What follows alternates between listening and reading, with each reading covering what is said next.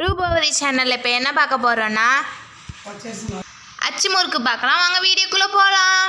அதுக்கு நான் ஒரு பவுலு பச்சரிசி மாவு எடுத்திருக்கேன், 1/4 கிலோ சீனி, 2 முட்டை, அதுக்கப்புறம் 1 கப் தேங்காய் பால், ஏலக்காவை இடித்து வச்சுருக்கேன்.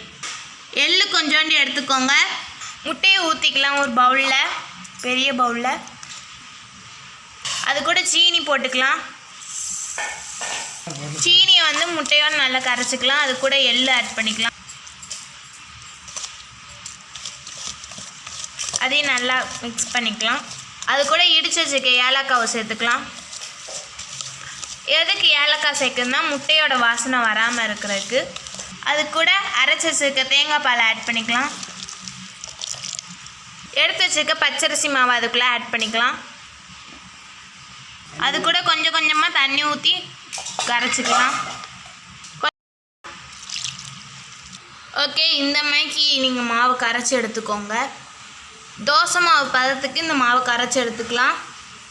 கரைச்சி எடுத்தாச்சு. ஒரு சட்டி வச்சுக்கலாம், அதில் எண்ணெய் ஊற்றிக்கலாம்.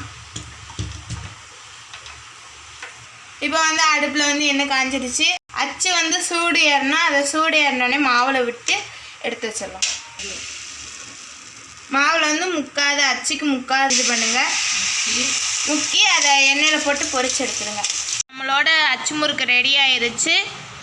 இந்த மாவில் இப்போ நம்ம எடுத்துருக்க அளவில் மாவு எடுத்துருந்தீங்கன்னா 30-35 அச்சு முறுக்கு வரும்.